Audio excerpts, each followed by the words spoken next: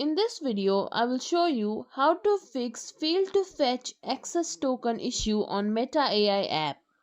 So if you are facing such error, then what you can do is first of all, check if there is any update. So open Play Store, search for Meta AI in the search bar. After that, check if there is any update available here. If there is, then simply update your app to the latest version.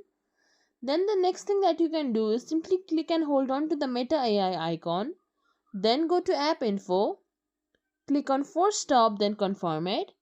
Then go to storage uses. Here you will see clear cache written in bright red, click on it.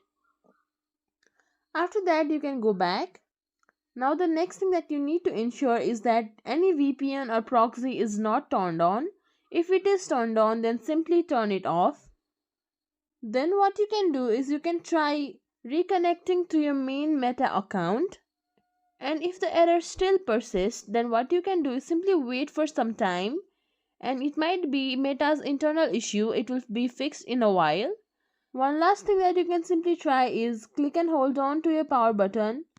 Then from here restart your device, and after that you can try relaunching Meta AI.